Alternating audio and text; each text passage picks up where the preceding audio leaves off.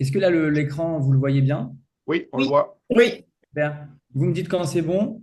C'est parfait, tu peux y aller. parfait. Allez, super.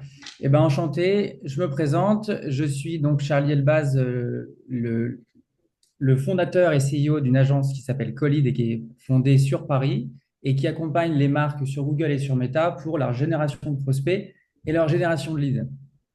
Alors, on va parler de machines à leads qualifiées. En quelques mots, on peut résumer un petit peu le but de la formation. Alors, en une heure, c'est compliqué de résumer tout ce genre de compétences, mais disons que je vais essayer d'aller straight to the point pour aller justement vous expliquer comment faire une machine à lead qualifiée. Et l'objectif de la formation, ce serait de savoir quels sont les leviers à utiliser pour booster d'une part le volume et d'autre part la qualité des leads que vous allez générer pour votre activité.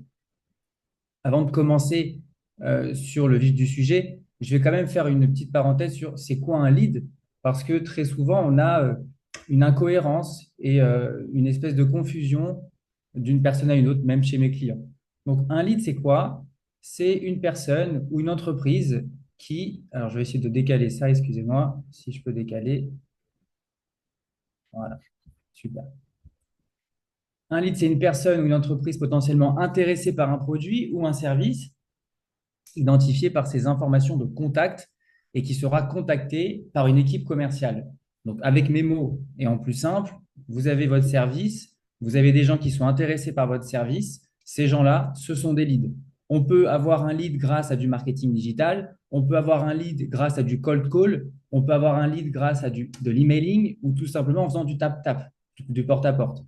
Ça reste néanmoins un lead qui va avoir des qualités plus ou moins importantes en fonction des filtres que vous avez opérés et de la source de trafic. Donc un lead, c'est quelqu'un qu'on peut contacter pour ensuite après proposer une offre. Rien de plus. Le premier module de cette formation qui est pour moi essentiel, et c'est ce que je fais systématiquement avant de se lancer avec nos clients, c'est de choisir le bon canal d'acquisition.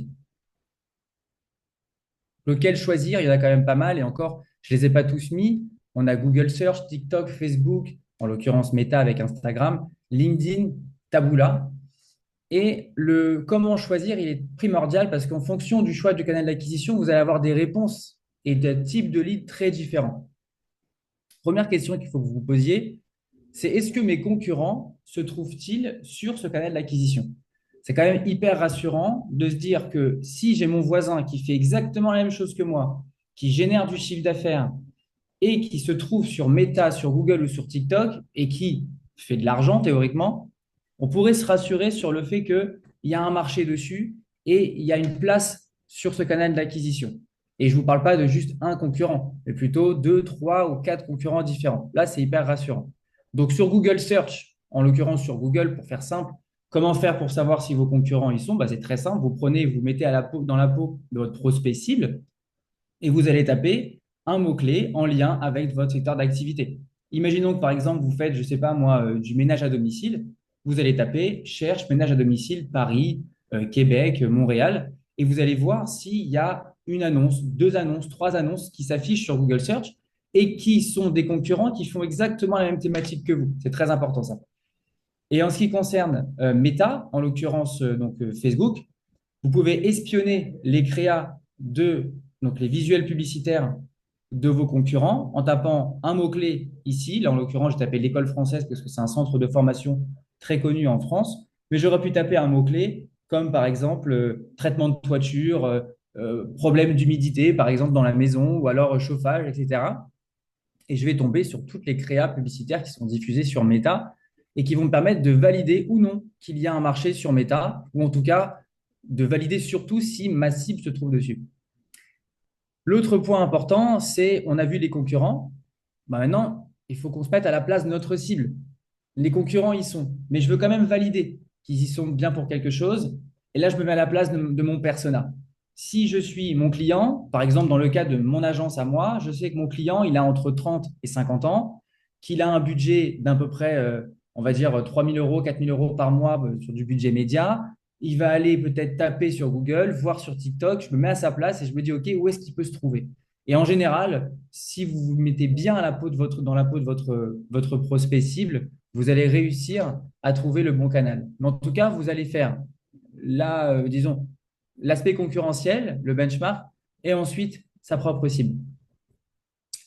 Un conseil, je vais vous mettre quelques petits conseils au fur et à mesure de la formation parce que je pense que ça peut être utile. Quand vous faites une première campagne, en général, on privilégie Google Search. J'ai mis un petit astérisque aussi qui a quand même son importance ici, si le marché se trouve sur le search. Parce qu'on a des clients parfois qui nous disent, moi, je veux faire du Google, puis finalement, j'utilise mes outils pour voir éventuellement si d'une, il y a de la concurrence, et deux, s'il y a du volume de requêtes, de recherche, pardon, et je me rends compte en fait qu'il n'y a pas de marché sur Google parce que personne ne tape ce produit. En l'occurrence, si c'est le cas, si vous avez un volume de requêtes suffisant, si vous avez des mots-clés qui existent sur Google pour votre activité, foncez sur Google parce qu'en général, ça vous apporte un lead de bonne qualité et pour commencer, c'est parfait.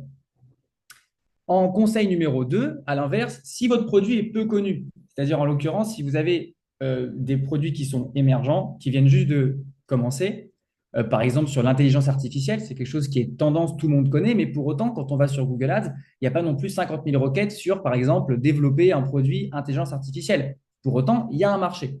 Ce marché-là, il faut savoir où aller le trouver. Et si ce n'est pas sur Google, théoriquement, ça peut être quand même une bonne idée d'aller sur les social ads. Donc, ça peut être Meta, ça peut être TikTok et ça peut être, par exemple, LinkedIn, qui peuvent être des canaux d'acquisition pour pouvoir pousser un visuel publicitaire qui dit, voici mon produit, voici ma promesse et voici le call to action, par exemple, devis gratuit. Si la personne ne connaît pas votre produit, elle ne peut pas le taper sur Google Search. Et donc, forcément, l'idée ici, c'est d'aller pousser votre produit auprès de personnes qui ne connaissent pas votre produit. En petit résumé, dans un premier temps, je privilégie un canal où se trouvent mes concurrents. C'est vraiment la base. Ensuite, je me mets à la place de mon client. Si le volume de requêtes est suffisant, on va en parler un petit peu après, il faut foncer sur Google Ads. Théoriquement, ce serait le meilleur canal pour vous dans un premier temps. Et si votre produit est méconnu, vous foncez sur les social ads. En ce qui concerne maintenant le ciblage de l'audience, qui est quand même une partie très importante de cette formation et surtout la seconde partie, juste après le choix du canal d'acquisition. En soi, le canal d'acquisition, c'est aussi l'audience, mais dans chaque canal, vous pouvez cibler, filtrer. On va voir après les bonnes pratiques pour justement atteindre de bons résultats. Dans un premier temps, on va regarder comment cibler la bonne audience sur Google Ads, parce que ce n'est pas vraiment les mêmes paramètres, mais l'algorithme ressemble quand même un petit peu. Ça, je voulais y venir un petit peu, c'est choisir les bons mots-clés. Un mot-clé, c'est avant tout une audience. En fait, quand quelqu'un tape un mot-clé, vous allez avoir quelqu'un derrière son ordinateur ou quelqu'un derrière son portable qui a une intention d'achat, qui a une envie. Cette personne, plus ou moins âgée, homme, femme, etc., peu importe, elle représente ou non, de près ou de loin, votre audience. Mais en fonction d'un mot-clé ou d'un autre, vous allez plus ou moins vous rapprocher de votre client cible. C'est pas la même chose un mot-clé qui dit, par exemple, cherche nounou garde d'enfant Paris que quelqu'un qui cherche, par exemple, une babysitter. Alors que pour autant, ça se ressemble un petit peu. Donc, il faut toujours choisir les bons mots-clés pour essayer d'avoir la bonne pertinence. Donc, on y vient ici, choisir les bons mots-clés avec une pertinence élevée. Se rapprocher le plus possible de notre produit initial, surtout si on a un petit budget. Si on a un petit budget pour commencer, il vaut mieux aller chercher les mots-clés les plus pertinents pour être sûr qu'on va fitter exactement sur notre cible. Donc, dans mon exemple à moi d'agence en génération de leads et en accompagnement sur mesure, on a vu avec mon associé que le type de qualité de lead pouvait changer en fonction de deux types de mots-clés qui pour autant se ressemblent. Vous allez avoir d'un côté l'agence génération de lead, qui est clairement ce que je fais, et vous allez avoir acheter du lead. Ça pourrait être exactement le même produit. Quelqu'un qui veut acheter du lead pourrait avoir envie de passer par une agence. Et bizarrement, ça ne se passe pas vraiment comme ça dans la pratique. Toutes les personnes qui ont tapé le mot-clé achat de lead, acheter du lead, fournisseur de lead, c'était des gens qui avaient une envie qui était différente de celle que je proposais moi aujourd'hui et qui donc du coup était un peu trop loin de ma cible et j'avais beaucoup plus de mal à les transformer. Agence génération de leads, ça permet quand même d'aller chercher des leads plus qualifiés et qui fit un petit peu plus au produit initial. Ensuite, l'autre paramètre à prendre en compte, qui est très important, c'est le volume de requêtes. Il faut qu'il soit élevé. C'est très important avec les nouveaux algorithmes aujourd'hui. Et en général, une campagne marche toujours mieux avec un volume de requêtes très grand. Je donne une bêtise. Si vous avez une campagne avec quelques mots-clés qui, à eux seuls, génèrent juste 1000 requêtes par mois, vous allez avoir beaucoup plus de mal à obtenir un coût du lead faible que si vous avez 100 000 requêtes par mois. C'est une question d'audience et on va en parler juste après. Pour vous donner un ordre d'idée, c'est quoi un mot-clé qui comporte beaucoup de requêtes? C'est quoi un mot-clé qui comporte pas suffisamment de requêtes? Bon, tout ça, après, ça prend avec des pincettes, c'est une idée. Mais en gros, quand vous êtes avec des mots-clés à plus de 10 000 requêtes, par exemple, vous taperez sur Google fenêtre PVC sur Paris, en Île-de-France, toute la France, il y en a partout. C'est déjà un très bon indicateur qu'il y a un marché et que vous allez réussir, si ce mot-clé est pertinent, bien sûr, à aller chercher une audience qui est large. On recherche toujours une audience large aujourd'hui avec les nouveaux algorithmes. Ensuite, entre 5 000 et 1 000, c'est très bien. Entre 2 000 et 5 000 requêtes par mois, c'est pas mal, mais ça commence à être un marché moins important. Puis, c'est là que ça devient un peu compliqué. Entre 1 000 et 2 000 et moins de 500, là, ça devient un petit peu compliqué de s'imaginer de faire une campagne qui va générer beaucoup de leads avec un nombre de requêtes aussi faible. Comment on fait pour choisir les bons mots-clés? Sur quel outil on va? Il y a un outil que moi je préconise et qui est gratuit et qui permet rapidement de connaître ces informations-là. C'est le Keyword Planner, donc le planificateur de mots-clés. Ici, c'est assez simple. Vous tapez en fait votre mot-clé de votre service. Donc là, par exemple, traitement d'humidité. Et vous regardez le volume de requêtes ici. On voit ici que je suis sur toute la France. Ça reste après important de cibler dans votre zone géographique. Mais en tout cas, moi, je parle de, quand je vous réfère ici à 10 000, c'est sur toute la France. Donc, quand je regarde ici, on voit qu'on est à 12 000, c'est bon. J'ai validé deux choses. Moisissure sur les murs, normalement, c'est un problème d'humidité, c'est complètement pertinent. Et la deuxième chose, c'est que j'ai un volume de requêtes qui est suffisant pour en faire une campagne. Donc, c'est bon, j'ai déjà validé le canal d'acquisition et mes mots-clés. OK? Ensuite, je vais aborder ce sujet-là, c'est important parce que souvent, les clients me disent, oui, mais il faut que je choisisse des mots-clés avec des CPC qui ne sont pas trop élevés. Alors, on va arrêter ce mythe parce que ça n'existe plus avec les nouvelles stratégies d'enchères. C'est plus si important. Pourquoi? Parce que maintenant, on a des stratégies d'enchères qui optimisent le CPC en fonction du CPA cible. Je vais en perdre quelques-uns, mais je vais vous rattraper parce que c'est extrêmement simple à expliquer. À une époque, vous faisiez une campagne Google Ads et je ne sais pas si vous vous souvenez, il fallait tous les jours un petit peu optimiser manuellement les enchères de chaque mot-clé. On rajoute 1 euro, 20 centimes pour être toujours comme une espèce de trading sur un pari d'enchères. Parce qu'à une époque, Google optimisait au coût par clic. On lui disait, je vais payer un clic pas plus cher que 1 euro. Il essayait tant bien que mal de le respecter. Aujourd'hui, la stratégie, elle a changé. On est sur une stratégie qui est focus sur le coût d'acquisition. En l'occurrence, dans mon cas, le lead généré.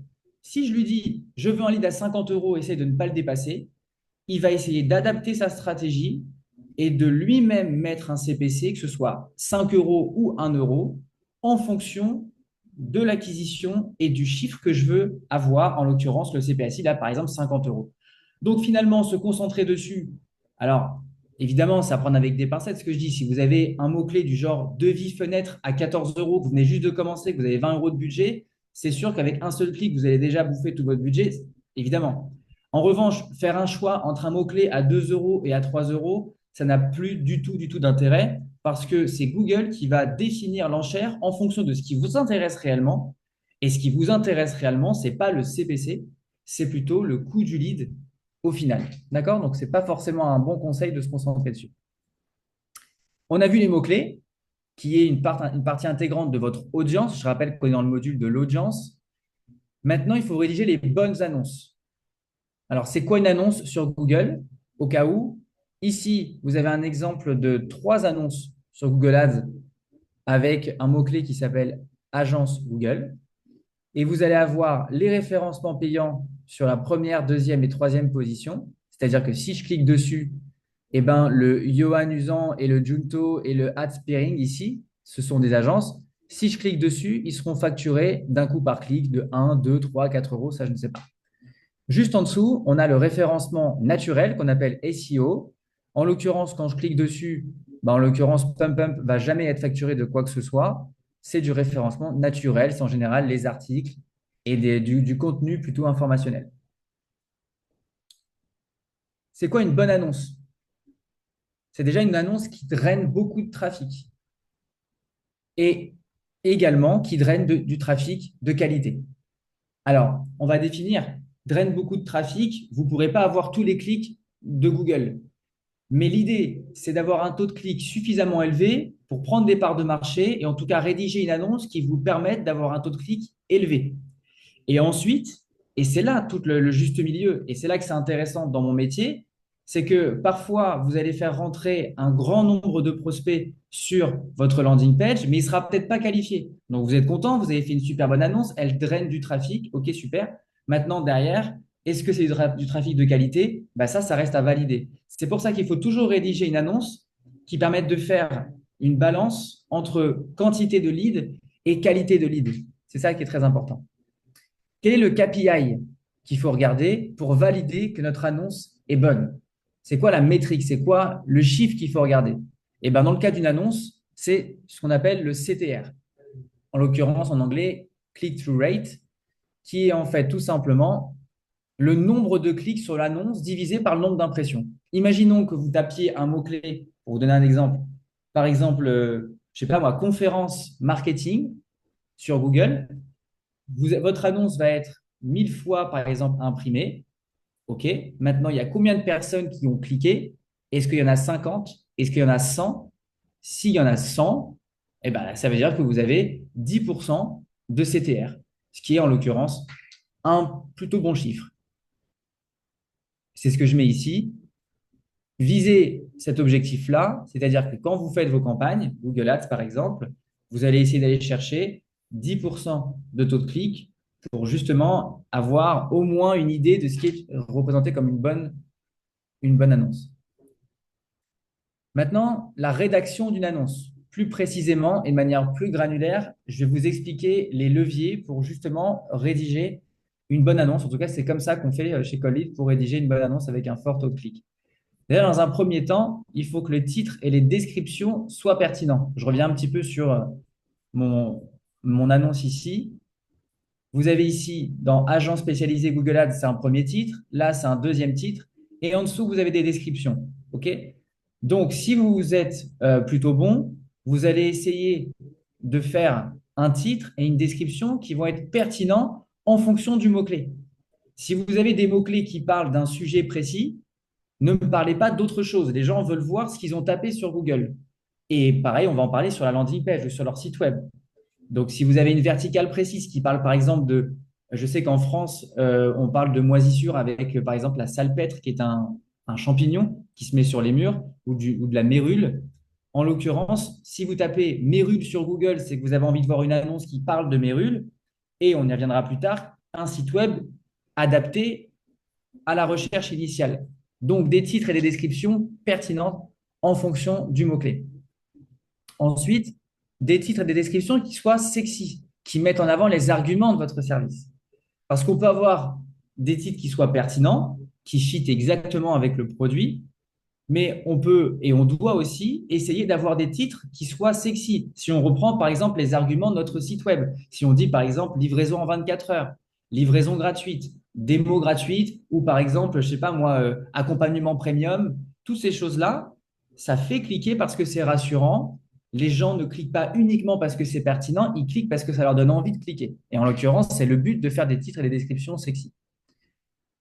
En ce qui concerne maintenant le troisième pilier pour faire une bonne annonce, c'est de mettre des call to action dans vos annonces. En l'occurrence, ça peut être par exemple devis gratuit, rendez-vous gratuit, audit gratuit. Ça peut être par exemple contactez-nous, appelez-nous. C'est des choses qui sont simples, mais en fait qui donnent un cadre à votre prospect. Il a un mot-clé pertinent, il y a des titres et des descriptions qui sont sexy, qui me donnent envie de cliquer. Et en plus de ça, on me dit ce que je dois faire quand j'arrive sur le site web. Contactez-nous. Devis gratuit. Et ça, c'est important. Un petit conseil qui est important, qui permet éventuellement de filtrer sur les annonces Google Ads. Parce que imaginons que vous êtes dans un sujet uniquement B2B, mais que, par exemple, dans un mot-clé type alarme, ou je ne sais pas moi, ça peut être par exemple caméra de surveillance. Bah, ça peut être pour des particuliers, des maisons, des appartements, mais ça peut être aussi pour des professionnels. Et si mon client à moi, il ne traite uniquement que la partie professionnelle, si dans mon annonce, je ne filtre pas et que je ne mets pas en gros ici épinglé, c'est-à-dire je le bloque ici, eh bien, les personnes qui sont des particuliers peuvent aller sur l'annonce. Moi, ça me fait facturer un clic et finalement, le prospect qui est un particulier ne voit pas un site internet qui est adapté à sa demande. Et du coup, il vient et il repart. Vous avez été facturé d'un clic et c'est comme ça que vous allez malheureusement pénaliser votre campagne. Donc, vous pouvez filtrer, vous pouvez en tout cas épingler des titres pour filtrer votre audience. Vous avez sans impression, vous allez peut-être en avoir beaucoup moins qui vont aller sur votre annonce et sur votre site web, mais au moins ce sera des profils qui seront qualifiés. En résumé, sur cette partie, il faut choisir du coup les bons mots-clés, c'est-à-dire ceux qui sont pertinents et qui sont à fort volume. C'est vraiment les deux métriques qu'il faut regarder. Et il faut rédiger les bonnes annonces qui sont pertinentes en fonction du mot-clé et qui soient sexy, évidemment, qui donnent envie de cliquer. Maintenant, comment cibler la bonne audience sur Meta Ads? On a vu ensemble sur Google Ads, c'est les mots-clés et c'est l'annonce. Comment on va faire maintenant sur Meta? Dans un premier temps, petit rappel, sur Meta, même d'ailleurs sur d'autres canaux, le targeting, le ciblage classique, ça va être sur l'âge, le genre, homme-femme, localisation, c'est-à-dire géographique, Paris, Marseille, toute la France. Et RTG, c'est retargeting. Ce seraient des personnes qui auraient déjà interagi avec votre entreprise, c'est-à-dire qui auraient visité votre site web, qui auraient potentiellement liké un post, envoyé un formulaire de contact. Ça, c'est des gens qui ont interagi. Ça, c'est des audiences qui sont classiques, qui n'ont en général rien d'original. Mais avec Meta, vous allez avoir des intérêts qui peuvent éventuellement être entrés. En plus des audiences classiques, comme ici, vous allez pouvoir faire des audiences par intérêt. Alors, des intérêts, ça peut être par exemple jardin, maison jardinage, ça peut être travaux, ça peut être finance, ça peut être entrepreneuriat. Dans tous les cas, on pourrait laisser imaginer qu'une personne qui a un intérêt de près ou de loin pour le mot-clé que vous avez tapé, eh ben, théoriquement, il pourrait potentiellement se rapprocher de votre cible. Donc, pourquoi pas aller chercher ça? Ensuite, le deuxième, d'autres types d'audience qui peut éventuellement être intéressante à aller chercher, c'est des audiences qu'on appelle similaires ou look-alike. C'est-à-dire qu'on va, par exemple, donner un fichier à Meta en lui disant, voilà, tous mes clients que j'ai signés sur les 10 dernières années avec leur adresse email. Et je vais dire à Meta, je veux que tu me trouves toutes les personnes qui ressemblent à mon audience et trouve-moi-en beaucoup. Alors, il va vous sortir 300 000, 500 000, 1 million de personnes qui pourraient se rapprocher plus ou moins, de manière plus ou moins importante de votre fichier cible de base. Ça aussi, c'est intéressant parce qu'on peut aller cibler des gens qui ressemblent à nos clients cibles, par exemple. Alors, ça peut être des audiences similaires sur des personnes qui ont partagé un post, des personnes qui ont rempli un formulaire, des personnes qui ont acheté un produit ou simplement vu un catalogue de produits particuliers.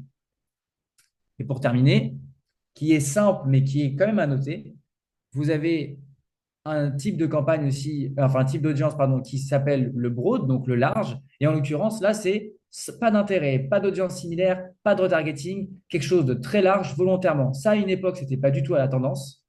Mais aujourd'hui, vous avez très souvent des campagnes qui marchent mieux avec une audience sans restriction, sans intérêt, sans audience similaire, sans trop de fioriture, ça marche mieux parfois que de filtrer au maximum.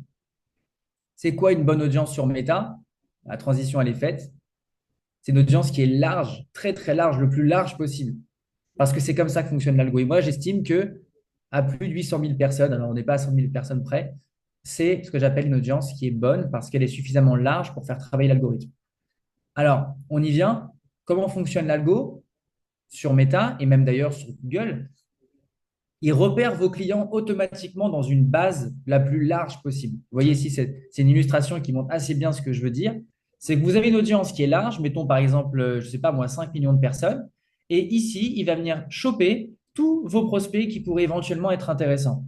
À une époque, vous auriez eu envie de cibler uniquement ça. Sauf que non, parce qu'aujourd'hui, l'algorithme est suffisamment fort pour qu'en l'espace de quelques jours, il puisse se rendre compte dans une audience très large que vous avez 100 000, 150 000 personnes plus ou moins chaudes pour votre service qui vont être targetées. Et c'est aujourd'hui comme ça qu'en général, on arrive à avoir des meilleurs résultats sur une campagne. C'est une audience qui est large, clairement. Un petit conseil sur la remontée des audiences. En l'occurrence, quand vous avez choisi, par exemple, des audiences de type intérêt, de type lookalike, de type broad, etc., vous allez avoir envie de suivre la qualité. Pour suivre la qualité des leads qui sont générés par ces audiences, il faut remonter ce qu'on appelle des paramètres URL. Je ne vais pas vous rentrer dans le détail, mais en gros, ça se présente comme ça. C'est UTM ad set et Facebook va envoyer à votre CRM ou à votre Google Sheet quelque chose qui arrive comme ça. Je vous montre. Voilà, nom de l'ensemble, c'est l'audience. Et là, vous voyez, mes équipes, elles ont noté intérêt, formation, tout âge, broad, c'est-à-dire large, entre 25 et 65 ans, etc. Eh bien, moi, après ça, je vais avoir envie de faire des statistiques. Et je vais peut-être me dire, tiens, le lead sur l'audience intérêt coûte pas cher, il est à 5 euros. Très bien, mais c'est quoi la qualité de ce lead-là? Parce que c'est bien, il est à 5 euros. Maintenant, est-ce que j'obtiens des leads de qualité? Ben, je vais voir mes équipes commerciales, je vais voir mon CRM et je vais faire des statistiques. Je vais voir que sur les 100 leads qui ont été générés par l'audience intérêt, formation, tout âge, j'en ai seulement 3 qui ont abouti à un contrat, alors qu'une autre audience, qui est par exemple une audience similaire, beaucoup plus précise, obtient un lead à 30 euros, qui est donc vraiment 6 fois plus cher, mais par contre, j'ai un taux de transfo à 20%. Et après, c'est là que la question se pose de savoir qu'est-ce que je choisis. Est-ce que je veux du volume, une qualité pas super, ou est-ce que je préfère avoir moins de leads mais de meilleure qualité? On attaque maintenant, toujours pareil sur le module de l'audience, les créatives, c'est-à-dire les créas publicitaires, les annonces sur Meta Ads. C'est quoi une créative? C'est quelque chose qui pourrait se rapprocher un peu de ça. Donc ça, par exemple, c'est quelque chose qu'on a fait pour nos clients. Ici, Eti et là, Viralytic. Et donc, vous allez voir ici que vous avez une image statique avec un call to action, une promesse claire. Mettez votre boutique en devant de la scène, par exemple. Ça, en l'occurrence, c'est une statique, c'est-à-dire c'est une image qui ne bouge pas. Et ça peut être toute forme de couleurs, de chartes graphiques différents. Le but ici, c'est le message. Et c'est un des types de créatifs qu'on peut bosser ici chez Colly. Ensuite, vous allez avoir d'autres types de créatifs qui vont être, par exemple les vidéos. Là, je vous donne deux types. Alors, c'est des screens, hein, vous m'excuserez. Ici, ça va être ce qu'on appelle un UGC. Donc, en l'occurrence, c'est un acteur qui va prendre la parole comme s'il avait soit utilisé votre produit, soit simplement prendre un peu de recul sur votre verticale et parler de votre produit, un petit peu de manière un peu naturelle. Et ça marche très, très bien sur les social ads. Et ici, à gauche, c'est une vidéo de type un peu motion design qu'on avait réalisée pour une société qui développe des solutions de démarche administrative et de radiation pour entreprises. Donc, comment faire maintenant une bonne créa? Vous voyez, on a vu sur Google Ads faire une bonne annonce, faire les bons mots-clés, maintenant la bonne audience. Mais comment faire une bonne stratégie créative? Parce que ce n'est pas simplement juste écrire sur un bout de papier nos idées. C'est vraiment quelque chose d'organisé. Donc, le premier conseil que j'ai à donner, c'est qu'il faut faire beaucoup de créa. C'est-à-dire que quand vous lancez votre campagne, que vous soyez uniquement sur Paris ou sur toute la France, que vous ayez un budget de 10 euros par jour ou 300 euros par jour, faites un maximum de créa publicitaire parce que ça va permettre à l'algorithme de s'éduquer, de comprendre quelle créa va marcher le mieux. Ça, c'est très important. Ne faites pas une campagne avec juste une ou deux créas parce que vous allez peut-être réduire vos chances de réussite au démarrage de votre campagne. Le deuxième élément très important quand vous faites une stratégie créative, c'est de soigner les différents axes marketing. Il faut des axes marketing qui soient différents. Vous allez avoir des arguments différents. Vous avez tous plusieurs arguments. Par exemple, si vous êtes dans un domaine d'activité comme par exemple le chauffage ou les énergies renouvelables ou, je ne sais pas moi, une agence comme la mienne, vous n'avez pas juste un argument. Vous avez forcément plusieurs arguments que vous pouvez mettre justement en forme de différentes manières. Vous allez avoir par exemple le prix, la rapidité d'exécution, le côté sur mesure. Ça peut être par exemple, je ne sais pas moi, l'accompagnement. Ça peut être aussi, je ne sais pas moi, le SAV. Donc, il y a plein de choses qui peuvent être mises en avant juste sur une créa. Faites-moi une créa sur, par exemple, le SAV, une créa, par exemple, sur votre accompagnement sur mesure. Et sur chaque créa, vous pouvez avoir des arguments. Et vous allez forcément avoir dans ce lot de 8 à 10 créas, au moins une que Meta va pousser et qui va vous faire baisser drastiquement votre coût d'acquisition. Et dernier élément qui est aussi très important, on l'oublie souvent parce que ça nécessite aussi beaucoup de ressources en interne et parfois un peu de budget, c'est des formats qui vont être différents. Là, on a vu des statiques, on a vu des vidéos, on peut faire des carousels, on peut faire du GIF. Donner à manger à l'algorithme des choses qui sont différentes. Un algorithme a besoin de deux choses pour marcher, une volume de data, une régularité, et c'est même une troisième chose, une variété de créas, d'annonces différentes. Et sur tous les algorithmes aujourd'hui actuels, en tout cas puissants, c'est comme ça que ça fonctionne. Un conseil pour faire baisser votre coût par lead, quelque chose qui peut être intéressant toujours dans le domaine de la stratégie créative, c'est la gratuité, les promotions, les démos, tout ce qui est peu engageant. Si par exemple vous faites de la publicité méta et que vous vendez par exemple un CRM ou un SaaS ou une application mobile, le fait que ce soit gratuit, c'est peu engageant, vous allez faire du clic et vous allez faire du téléchargement ou du lead, etc. Donc, sur Meta et sur le social ads, vous avez envie de faire baisser votre coût du lead, tentez une approche avec une promotion, une gratuité, proposez quelque chose de gratuit. Mais évidemment, attention, le revers de la médaille de ce genre de choses, c'est que la qualité est souvent moins intéressante. Forcément, quand vous proposez quelque chose de gratuit, vous allez intéresser des gens qui sont plutôt haut de funnel, c'est-à-dire des personnes qui ont un intérêt plutôt assez lointain sur votre sujet, qui veulent tester des choses, mais qui ne sont pas encore forcément prêts à accepter d'acheter. Vous pouvez avoir des gens qui vont le faire, mais il faut s'attendre à avoir un volume de leads qui cherche à être éduqué et réchauffé par une équipe commerciale ou par un flow d'email, par exemple. À l'inverse, un conseil pour augmenter la qualité, ce serait d'éviter la gratuité et les promotions, ça va de soi. Mettre des filtres, par exemple sur vos créas, sur vos statiques, vous pouvez très bien dire, en gros, réservé aux professionnels, pour les propriétaires, attention seulement pour les personnes chauffées au gaz, au fuel, etc. Ça permet effectivement d'envoyer un filtre à l'audience et d'éviter de faire cliquer. Et aussi, l'algorithme, vous allez voir, est très puissant, va comprendre que ce n'est pas pour les locataires, pas pour les particuliers, et il va essayer justement de diriger le trafic uniquement vers les personnes qui sont intéressantes pour vous. Alors, il y a un autre sujet aussi, ça peut être soigner le design. C'est vrai que moi-même, quand j'ai fait mes propres campagnes chez Collead au tout début, je n'avais pas trop soigné le design de mes créas. Je me disais, bon, c'est pas grave, les gens ont besoin de leads, ça va le faire. Mais en fait, non, on attire les leads qu'on mérite. Si demain, vous faites une créa qui est, j'allais dire, pas très engageante ou qui n'a pas un design très sympa, bah forcément, vous allez avoir des leads qui vont s'en faire ressentir. Si en revanche, vous soignez le design et que vous faites quelque chose d'extrêmement shadé, d'extrêmement léché, ça laisse sous-entendre la qualité de votre société, ça va de soi, vous allez recevoir les leads en lien justement avec cette qualité de design. Alors, l'avantage aussi d'un autre type de créa, c'est la vidéo. C'est que souvent, la vidéo, ça peut permettre d'augmenter la qualité puisque vous allez réussir à expliquer beaucoup plus clairement, d'une part, votre produit. Donc, il n'y a pas de confusion sur l'audience, les propriétaires ou les professionnels, etc. Donc, c'est beaucoup plus simple. Et également, ce qu'il faut aussi comprendre, c'est que quelqu'un qui se met en scène en vidéo, c'est quelqu'un qui est crédible déjà, parce qu'il y a beaucoup moins d'annonceurs et de personnes qui font de la publicité, qui mettent leur visage en avant et qui mettent en avant leurs produits en vidéo. Et donc, ça vous laisse une place pour dire, regardez, mes concurrents, eux, en fait, ils sont pas confiants, ils n'ont pas confiance en leurs produits. Moi, j'ai confiance aux miens et je vous le montre. Je vous montre une installation de pompe à chaleur, je vous montre une installation de système de chauffage, je vous montre mon équipe de garde d'enfants. Voilà, je vous montre des choses et ça permet de crédibiliser mes offres. Moi, en l'occurrence, c'est ce que j'ai fait avec Collead et j'ai peut-être multiplié par deux mon taux de transfo juste en faisant de la vidéo. Alors, c'est coûteux en temps, en ressources, c'est sûr, mais par contre, c'est vraiment efficace. En résumé, sur Meta en tout cas, toujours viser une audience large, un petit peu comme sur Google avec les mots-clés à fort volume de requêtes, et avoir une très bonne stratégie créative, beaucoup de créa, beaucoup de formats différents et beaucoup d'axes marketing différents. On va passer maintenant, on avance un petit peu sur le funnel. Vous avez vu, on a le choix du canal d'acquisition qui est un petit peu la source de l'audience. Ensuite, vous avez le ciblage de l'audience avec les créas ou les mots-clés, etc.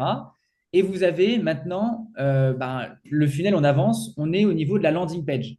La landing page, c'est important quand même de définir ce que c'est parce que tout comme le lead, parfois il y a une petite confusion. C'est comme un mini site web. Là, par exemple, vous avez un exemple de landing page qu'on a réalisé chez Collead pour d'ailleurs, vous les avez peut-être probablement vus parler, c'est Alexis et Maxime qui font de la formation sur TikTok pour accompagner des gens pour justement faire un peu d'argent sur TikTok. Et en l'occurrence, on leur a fait une landing page, on leur a pas fait un site web. On n'a pas fait un site web qui nous a pris 100 heures à réaliser. On a à peu près entre 15 et 20 heures de travail pour cette landing page-là, tout compris avec le cahier des charges. Ça permet d'être straight to the point, ça permet d'aller direct et c'est ça une landing page. C'est un site one page. Vous ne pouvez pas aller ailleurs que sur cette page-là. C'est ça l'intérêt. Vous avez une autre idée ici de landing page sur le domaine de la garde d'enfants. Donc, une landing page, c'est bien, mais une bonne landing page, c'est mieux. faut déjà avoir le bon message publicitaire. Ça, c'est très, très important. D'ailleurs, si vous devez retenir une seule chose sur votre landing page, c'est ça. Il faut que ça colle parfaitement à ce que votre client veut voir. Ça touche exactement à ce que je vous disais tout à l'heure. Vous aviez un mot-clé, c'est-à-dire une personne qui est derrière son ordinateur qui veut quelque chose. Elle veut quelque chose en particulier. Elle voit une annonce, jusque-là, c'est bien. Elle voit une annonce pertinente qui parle exactement de son mot-clé. OK, maintenant j'arrive sur la landing page. Si la landing page elle est en incohérence avec ce que la personne a tapé, vous allez avoir un taux de chute, un taux de rebond. Alors, les gens vont aller sur votre page et vont se dire, non, en fait, ce n'est pas mon service, ce n'est pas ce que je veux. Et du coup, ils vont partir. Mais vous avez payé clic pendant ce temps-là. Vous n'êtes pas la banque de Google. L'idée ici, c'est que chaque personne qui arrive sur votre landing page et qui provient d'une audience ciblée voit ce qu'il veut exactement voir. Par exemple, prenons l'exemple de la landing page sur la garde d'enfants. Ici, j'ai été voir les concurrents, j'ai vu ce qui se fait. C'est soit on appelle ici directement, soit on laisse un devis. Et la promesse, c'est une nounou idéale, créative, certifiée, bilingue. En l'espace de, allez, 50 centièmes de seconde, puisque vous n'avez pas beaucoup de temps pour pouvoir justement être sexy auprès de votre prospect, en l'espace de quelques secondes, vous allez devoir justement être séduisant. Et ça, c'est ce que j'appelle une accroche séduisante. Ça va m'aider et me conforter pour aller plus loin dans la landing page, lire le reste, me faire conforter et assurer que je suis à la bonne place. C'est ça ce qu'on appelle la promesse. En l'occurrence, c'est le header dans un héros section d'une landing page, donc la première section d'une landing page. Et en l'occurrence ici, ça rassure tout de suite. D'accord? Un titre doit être gros, clair, et on n'a pas besoin de le lire pendant 50 secondes pour essayer de comprendre. OK? Ensuite, une bonne landing page, elle doit être rapide et elle doit être concise. Ça ne veut pas dire qu'on ne peut pas mettre un peu de texte, mais c'est sûr que par contre, ce n'est pas une stratégie SEO, ce n'est pas une stratégie de référencement naturel avec des parpaings comme ça, avec des grands articles où la personne va passer du temps à s'éduquer et à lire. Ce n'est pas ça. L'objectif d'une landing page, qui est tout autre que d'un site web, c'est la conversion, rien d'autre. Donc, moi, je me suis aperçu que des landing pages qui comportaient beaucoup de texte, parfois, convertissaient moins bien et moins vite qu'une landing page avec moins de texte. Et donc, elle doit être rapide en termes d'efficacité, de lecture, et elle doit être concise. On ne doit pas avoir besoin de surcharger le texte et de comprendre votre produit. Votre produit doit être simple. Et pour terminer, il faut que les call to action soient clairs et soient pertinents. Il faut soigner leurs emplacements et les mots que vous utilisez. Alors, le call to action, pour rappel, je vous remonte sur une landing page ici, c'est ça, c'est appelez-nous, demandez un devis. On sait que quand je vais appuyer sur le bouton, je vais remplir un formulaire et je vais avoir un devis à la clé. Donc, c'est exactement ce qu'il faut faire comme type de call to action. Maintenant, on peut en mettre plein d'autres. Ça peut être devis gratuit, démo gratuite, vérifier mon éligibilité, ça peut être plein de choses. Mais une bonne landing page, c'est avant tout des call to action qui sont visibles, qui sont mises en avant et qui sont clairs. Et surtout, qui ont un design qui font comprendre à votre audience que c'est un bouton. Parce que parfois, je vois encore des trucs sur des sites web ou des choses farfelues avec des animations, etc. Et en fait, on ne comprend pas qu'il faut appuyer dessus et que ça va nous rediriger vers le formulaire. Donc ça, c'est un problème. Ça, c'est un sujet aussi qui est intéressant parce que le bon design, souvent, j'ai des clients qui me disent, moi, je veux une super landing page avec un beau design. Alors ça, c'est vrai que c'est intéressant parce que très souvent, moi, j'ai des landing pages qui marchent beaucoup mieux avec un design qui est épuré et qui est beaucoup moins bien travaillé que d'autres LP. C'est pour ça que quand je lance une campagne, en général, je fais deux variantes différentes. Je fais une landing page avec, par exemple, beaucoup de contenu très, très lissé, etc. Et je fais un autre template, autre landing page. Je vais A/B tester et je vais faire quelque chose de beaucoup plus simple, beaucoup plus rapide. Et je me suis rendu compte très souvent que c'est vrai qu'en général, vous allez avoir des landing pages avec un bon design qui vont avoir un lead qui va être plus cher que parfois des landing pages avec un design beaucoup plus épuré, avec un lead beaucoup moins cher parce que le taux de conversion est beaucoup plus élevé.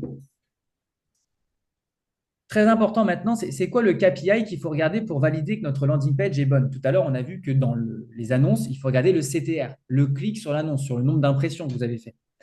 Ici, sur la partie landing page, il faut regarder ce qu'on appelle le CVR, Conversion Rate, et donc c'est le nombre de leads divisé par le nombre de clics. Pour vous donner une idée, vous avez un mot-clé, traitement de toiture, Paris.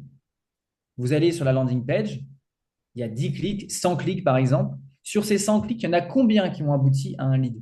Est-ce qu'il y en a eu 2? Est-ce qu'il y en a eu 5? Est-ce qu'il y en a eu 10? C'est très simple. Si vous avez 10 leads sur 100 clics, vous avez un taux de conversion de page de 10%. Et c'est quoi un bon taux de conversion de page en moyenne? Évidemment, à prendre avec des pincettes en fonction du domaine d'activité. Plus de 10%, c'est que c'est très bien. Entre 5 et 10%, c'est plutôt pas mal, mais il y a quand même une marge de progression importante. Et moins de 5%, c'est vraiment moyen. Et là, en l'occurrence, vous allez souvent toucher un lead qui est excessivement cher. Vous allez devoir travailler. Soit c'est l'audience qui ne va pas, parce que les gens qui vont sur votre landing page n'ont rien à voir avec ce que vous visez. Et pour autant, votre landing page, c'est exactement ce que vous faites. Ou alors, c'est l'inverse. C'est bien ça le problème. C'est que parfois, on ne connaît jamais vraiment si c'est à gauche ou à droite le problème. C'est que ça se trouve parfois, c'est la landing page qui est mauvaise. C'est-à-dire que l'audience, elle est bonne, et les gens qui vont sur la landing page, c'est exactement ceux que je vais avoir sur ma landing page, sauf que ce que vous leur montrez, c'est pas ce qu'ils veulent voir. Et du coup, ils se disent, ah non, non, en fait, c'est pas bon, c'est pas ça, et ils basent. Et du coup, vous n'entendrez plus parler de ce lead. Des petits conseils maintenant pour faire baisser le coût par lead. J'en ai parlé tout à l'heure, une landing page très courte, focus sur le message et le formulaire. Alors, il y a des domaines d'activité où ça ne va pas marcher. Mais ce qu'il y a de certain, c'est que plus vous limitez la friction, plus vous allez avoir tendance à obtenir un coût par prospect qui est bas parce que la personne a peu de distraction. Il n'y a pas beaucoup d'engagement puisque je vois un titre, un formulaire de contact, remplissez le formulaire devis gratuit, des avis clients, c'est terminé. Bon, je n'ai pas d'autre chose à voir, je convertis. Ça, c'est vrai que c'est un bon levier pour pouvoir faire baisser le coût d'acquisition. Et également, dans le même titre, faire des CTA qui sont peu engageants, des call to action, des boutons où le mot à l'intérieur est peu engageant.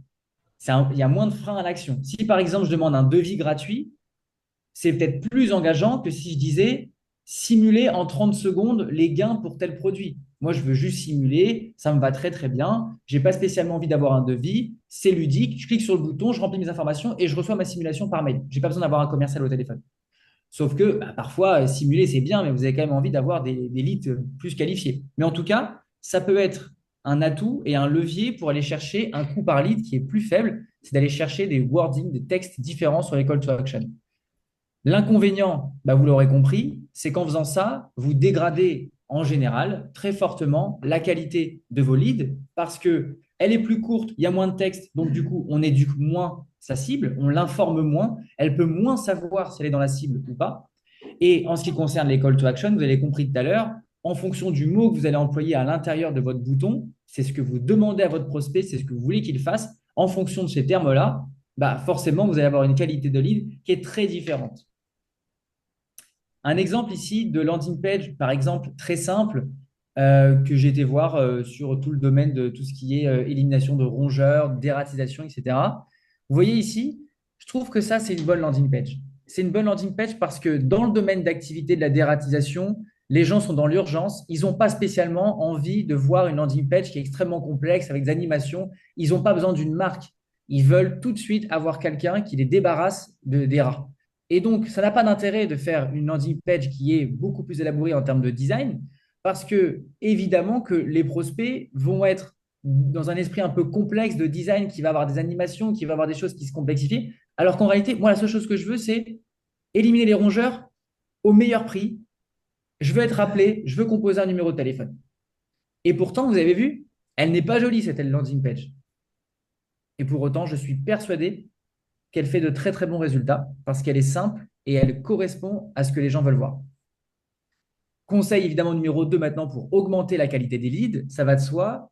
Faire une landing page qui est plus longue, le texte, ça va éduquer et qualifier le lead. Un design soigné, en l'occurrence moi, dans ma partie à moi de génération de leads et d'agence, je ne pourrais pas faire une landing page comme ça. Parce que les gens ont un budget, ils veulent dépenser 5, 10, 15 000 euros par mois, ils ne veulent pas d'une agence qui exposent leur marque de cette manière-là. Ils veulent un vrai site internet ou une landing page bien faite qui représente vraiment l'image de marque de l'agence. Et évidemment, vous l'aurez compris, l'inconvénient de ce type de design, c'est que le lead peut coûter plus cher parce que ça filtre les curieux, les gens qui sont juste là pour faire du lead et pas spécialement avoir de projet réel. Ça, c'est un exemple de landing page qu'on a fait. Bon, j'ai pas pu vous le mettre en entier, mais qu'on a fait pour une société qui fait de la vidéo pour des grandes marques comme par exemple Aircall ou Chanel, etc. On les accompagne sur Meta. On leur a fait leur landing page. Ça nous a pris beaucoup plus de temps de faire cette landing page que la première landing page que vous avez vue avec la dératisation, clairement. Mais c'est ce dont il a besoin, le client. Il a besoin d'une landing page où voilà, on voit ses vidéos. Alors là, on ne voit pas, il y a des animations, etc. Donc c'est un peu plus complexe. Et vous voyez le call to action, devis gratuit, alors que l'autre, c'était être rappelé par un conseiller. Donc c'est beaucoup moins engageant.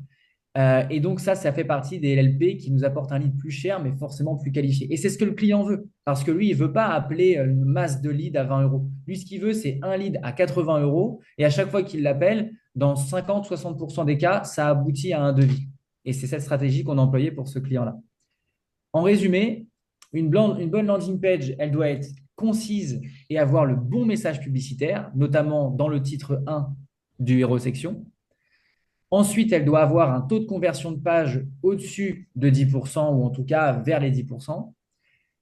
Et ce qu'il faut aussi savoir, c'est qu'une landing page, on l'a vu ensemble, elle est responsable de la qualité et du volume de lead. Vous avez vu, tout à l'heure, on a parlé des mots-clés. Croyez-moi, ça aussi, c'est responsable de la qualité et du volume. L'annonce, on l'a vu ensemble en fonction des filtres qu'on peut mettre sur l'annonce, plus ou moins de call to action qui font cliquer mais qui ne sont pas spécialement qualitatifs. On va aussi avoir une espèce de balancier entre la qualité et la quantité. La landing page, c'est exactement pareil.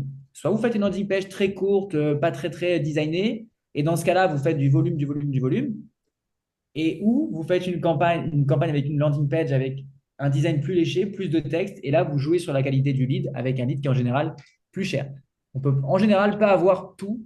Dans le meilleur des mondes, ça serait génial, mais on ne peut pas avoir la qualité et la quantité. On ne peut pas avoir un lead à 5 euros et un taux de transfo à 70% à chaque fois que j'appelle les leads. Ça n'existera pas. Moi, en tout cas, ça fait 10 ans que je travaille dans ce sujet-là et j'ai jamais vraiment eu ce genre de cas de figure. Bon, on a travaillé maintenant la landing page. On touche au but sur. Ah, tu as un peu de temps? Pardon? Ok, je Ah, c'est un continue. micro qui est activé, on va le virer.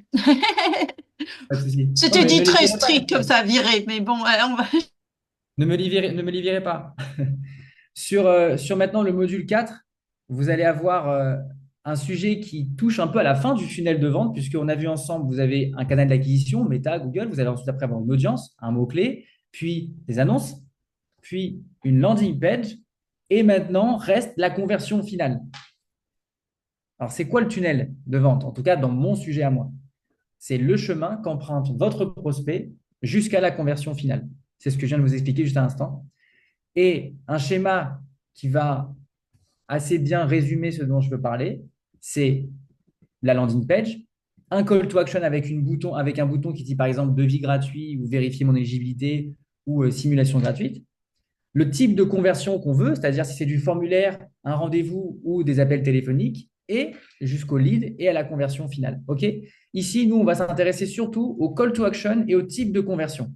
Les types de conversion, je le rappelle, c'est pas compliqué, hein. C'est soit on fait du formulaire de contact avec nom, prénom, mail, numéro de téléphone, code postal, par exemple, et d'autres informations. Soit on fait de l'appel téléphonique, on met un numéro de téléphone, on l'a vu tout à l'heure sur la landing page de dératisation, ou alors on peut faire de la prise de rendez-vous avec, par exemple, un lien Calendly pour prendre directement le rendez-vous sur la landing page et justement prendre le temps avec le commercial. Il y en a peut-être d'autres, des événements de conversion comme envoyer un email, etc., mais c'est quand même secondaire. On va parler du formulaire de contact. Un formulaire de contact, ça se présente comme ça. Ça peut être un formulaire étape par étape de type Typeform. Typeform, c'est une marque qui permet de faciliter le remplissage de formulaires de contact parce que c'est un étape par étape. Question 1, je valide. Question 2, etc. Ou vous pouvez avoir ici un formulaire classique qui va être un formulaire avec nom, prénom. Ce n'est pas un étape par étape. Et vous allez avoir un type de lead très différent si vous testez ça ou si vous testez ça. C'est assez marrant de voir parfois des différences de performance en fonction du type de formulaire qu'on va tester. L'avantage du formulaire de contact, c'est-à-dire ce genre de formulaire ou ce type de formulaire-là. On peut qualifier le lead avec des questions. Donc, on l'a vu ici, nom de l'entreprise, email, téléphone, jusque-là, c'est classique, mais on pourrait vraiment en rajouter. Et le problème, c'est que plus on rajoute, évidemment, plus ça va être assez long en termes de questionnement. Ensuite, c'est peu engageant. Le coût du lead est assez correct en général. C'est peu engageant parce que voilà, je remplis mes informations, je l'envoie, ça me prend 20 secondes. Bon, c'est pas non plus ce qu'il y a de plus direct, mais ça reste quand même peu engageant. La qualité est correcte. C'est quand même plutôt quelque chose de standard et c'est souvent ce qu'on utilise quand on fait la génération de leads. Dans 75% des cas, on fait beaucoup de formulaires de contact parce que c'est dans la tête des gens, c'est ce qu'il y a de plus logique, de plus rapide et les gens sont habitués à faire ça. L'inconvénient du formulaire, parce qu'il y a forcément toujours des avantages et des inconvénients, c'est que ça peut vous formuler des fausses demandes parce que la personne peut soit se tromper de téléphone, soit de mail, soit volontairement vous donner des fausses informations parce qu'elle espérait avoir une réponse par mail plutôt que donner son numéro de téléphone, par exemple. Aussi, c'est peu engageant et forcément, c'est un avantage, mais c'est aussi un inconvénient parce que si c'est peu engageant, le prospect, il peut faire plusieurs demandes sur d'autres sites concurrents parce que c'est juste un formulaire de contact. Il n'y a pas réellement d'engagement.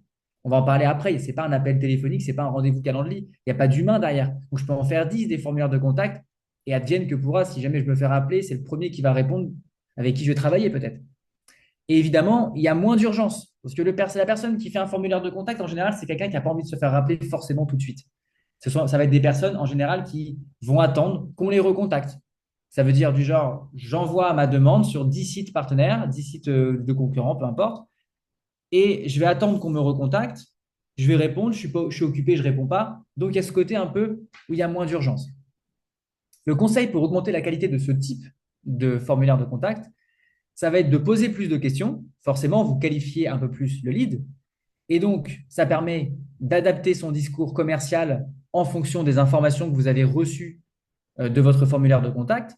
Si vous recevez, par exemple, je ne sais pas moi, l'âge, ce que la personne paye comme impôt, si elle a des enfants, c'est quoi sa situation salariale, par exemple, et que vous vous rendez compte que bah, du coup, c'est quelqu'un qui a un certain budget, vous pouvez adapter votre offre et votre discours commercial quand vous allez justement rappeler le lead.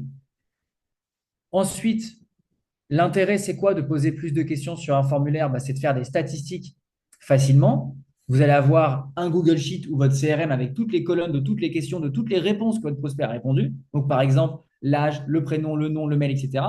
Et en fonction des différents paramètres que les personnes auront remplis, comme par exemple leur âge, plus de 60 ans ou moins de 60 ans, vous allez pouvoir, au bout d'un moment, au bout d'avoir, évidemment, va falloir attendre d'avoir suffisamment de data, mais si vous avez, par exemple, 100 leads de personnes qui ont soit plus de 60 ans ou moins de 60 ans, vous allez pouvoir vous dire, OK, tiens, j'ai envie de faire une statistique. Je serais curieux de savoir si je signe beaucoup plus ou je vends beaucoup plus mon offre à des personnes qui ont plus de 60 ans ou des personnes qui ont moins de 60 ans.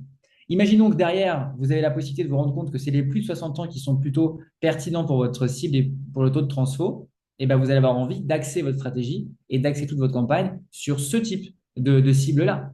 Donc, c'est ça qui peut être assez intéressant. Et si vous ne faites pas cette prise d'information sur le formulaire de contact, ça va être compliqué pour vos équipes commerciales de remplir eux-mêmes dans les commentaires. Parfois, ils vont écrire plus de 60 ans avec PLUS, parfois plus avec un plus, parfois moins. Et donc, faire les statistiques sur ça, après, c'est vraiment un peu galère, si j'ai envie de dire.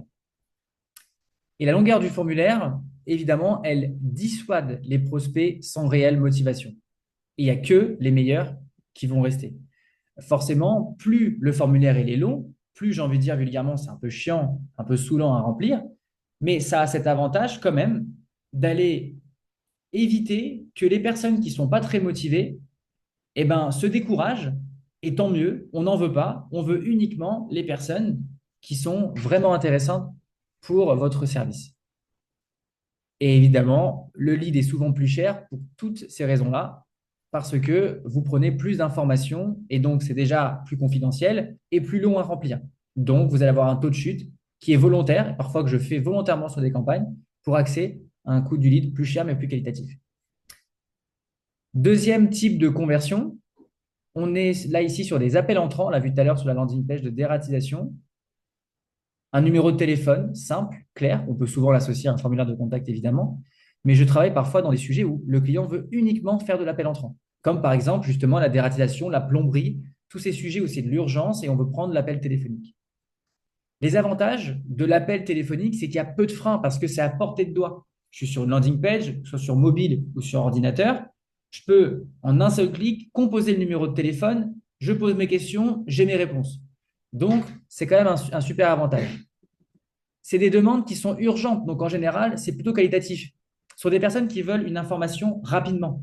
Par exemple, si je suis pisciniste, que je fais des piscines, et que je reçois des appels téléphoniques, je peux vous garantir que dans la moitié, 50% des cas, ce sont souvent des personnes qui aboutissent à un rendez-vous parce qu'il y a un appel téléphonique tout de suite et il est à chaud. La personne vient de voir votre offre, elle vient de voir votre landing page, vos mots-clés, etc.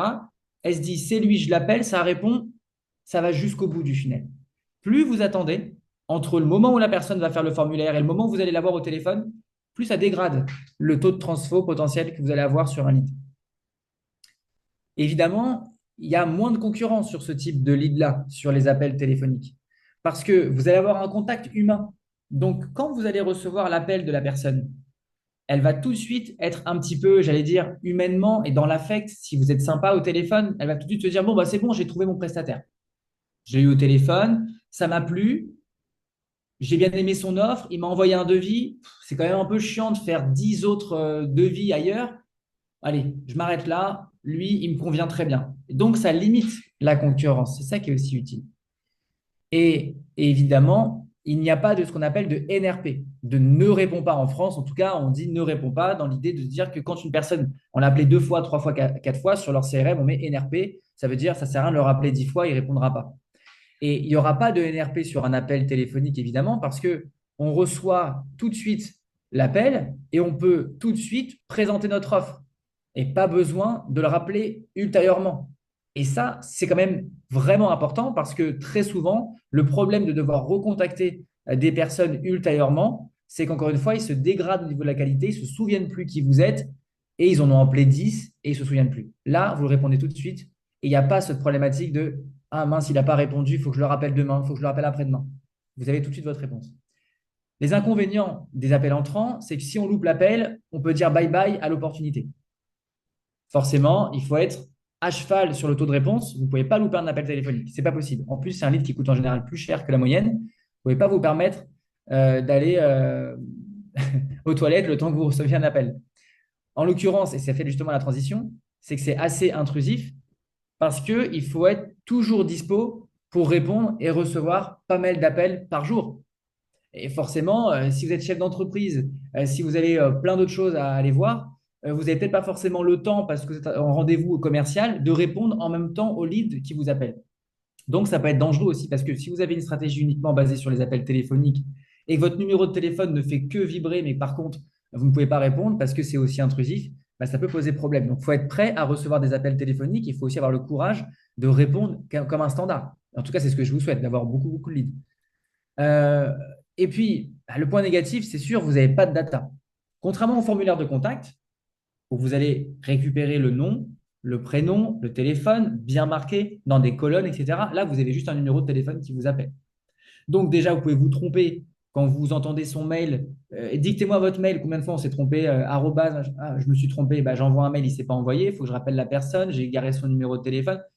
La data, c'est vrai qu'elle est dure quand on l'appelle entrant parce que on ne fait confiance uniquement à l'interlocuteur qui est au bout du fil. Donc, il va falloir penser à lui reprendre son nom, son prénom, son mail, son budget, son machin. Ça peut être un peu laborieux pour la personne. Et donc, du coup, vu que vous n'avez pas de data, ben, vous ne pouvez pas faire vraiment de statistiques. Et l'autre élément où en France, on n'est pas encore complètement prêt à 100% parce qu'on n'a pas d'outils extrêmement fiables pour le tracking, c'est-à-dire la remontée de l'information sur Google Ads ou sur Meta qu'il y a eu un appel téléphonique. Je vous fais un exemple. Vous avez dépensé, par exemple, 50 euros dans la journée sur Google. Des gens ont tapé des mots-clés sur lesquels vous êtes positionné. Ça clique sur votre annonce et il y a un appel téléphonique. Ça vous a coûté 50 euros. Bah ça, Google a besoin de le savoir. Et le problème avec l'appel téléphonique, c'est que très souvent, sur 10 appels, il y en a qui ne sont pas répertoriés. Bah parce que justement, ça peut être un appel où la personne a composé le numéro de téléphone directement en regardant votre site web et ça peut ne pas être considéré comme un appel qui provient de l'acquisition payante. Ça peut être aussi un appel qui n'a pas duré plus de 20 secondes pour être considéré comme un réel appel téléphonique. Donc, du coup, Google va le répertorier comme un appel, mais le client dit, mais je n'ai pas reçu d'appel, moi. Bah si, en fait, on avait reçu, mais peut-être que la personne a raccroché juste après. Donc ça peut être handicapant pour une campagne. Le troisième et dernier événement de conversion dont je voulais vous parler, c'est le rendez-vous Calendly. Vous avez un exemple ici, par exemple, de mon associé, Kevin, qui va à chaque fois proposer en tout cas une disponibilité de prise de rendez-vous sur un Calendly. Un rendez-vous en visio, les avantages, c'est que c'est beaucoup plus qualitatif parce que le prospect prend du temps dans son planning. Il se dit, OK, bon, pour moi, c'est sérieux. par exemple, dans notre cas à nous, une agence marketing digital, c'est souvent un call to action et un type d'événement de conversion qui marche bien pour en tout cas attirer des leads qu'on recherche. C'est sûr que si je faisais estimer votre prix de campagne en 30 secondes, j'aurais plein de leads, mais ce ne serait pas très qualitatif. En revanche, une prise de rendez-vous laisse sous-entendre que vous allez avoir un expert qui va vous prendre du temps pour vous parler, prendre du temps pour vous montrer son écran. Et du coup, bah, ça veut bien dire ce que ça veut dire, c'est que s'il faut prendre du temps, c'est que c'est les gens en général qui sont plus qualitatifs, qui ont un projet plus abouti. C'est plus humain. Pour vous, c'est beaucoup plus humain. Vous allez pouvoir présenter de manière plus précise votre service, rigoler, plaisanter. Et on sait à quel point, d'un point de vue commercial, c'est très important le contact commercial avec la personne. On voit un visage et ça permet d'avoir un contact qu'on peut ne pas avoir avec d'autres types de leads ou vos concurrents. C'est un gain de temps aussi parce qu'on va court-circuiter l'appel téléphonique. Le rendez-vous se fixe automatiquement. Contrairement au formulaire de contact où je vais devoir rappeler la personne ultérieurement pour pourquoi pas lui fixer un rendez-vous, il peut se passer une semaine et demie avant que ça se produise. Le fait de court-circuiter tout ça et de proposer tout de suite un rendez-vous, vous allez avoir cette possibilité de court-circuiter et de réduire le temps du rendez-vous tout simplement et pourquoi pas de la prise de décision et de la signature. L'inconvénient sur ce type de lead, c'est que c'est souvent plus cher parce que c'est plus engageant, logique. Ça nécessite un planning pour vous qui est disponible, parce que si le rendez-vous est pris beaucoup trop loin dans le temps, il peut se faire rappeler plus tôt par la concurrence. Exemple, je sais que mon associé est disponible uniquement les après-midi, du lundi au vendredi, pour prendre les calls commerciaux. Mais si finalement il a beaucoup de demandes et que toute sa semaine est remplie de rendez-vous, les seules disponibilités qui vont être potentiellement actives, ça va être la semaine d'après. Déjà, le prospect il peut être un peu frustré. Il peut se dire, bon, c'est un peu embêtant, je voulais quand même avoir des réponses maintenant. Bon, il va prendre le rendez-vous 7 jours plus tard. Puis finalement, mon associé va se connecter au rendez-vous. Soit il va y avoir un lapin. Ah, désolé, j'ai fait appel à quelqu'un d'autre parce qu'évidemment, en une semaine, j'ai eu des réponses auprès de quelqu'un d'autre. Soit, ah, désolé, je ne m'en suis pas souvenu. Est-ce qu'on peut. Donc, il y a aussi ce côté où il faut quand même être assez disponible et remplir son planning sans forcément mettre les rendez-vous beaucoup trop loin dans le temps.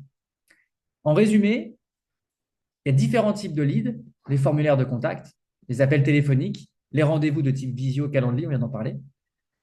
Et bien choisir ce type en fonction de votre objectif et votre activité. Ça, c'est très important. Dans mon domaine à moi, par exemple, Charlie, ça va être la prise de rendez-vous. Dans la dératisation, ça va être peut-être de l'appel téléphonique.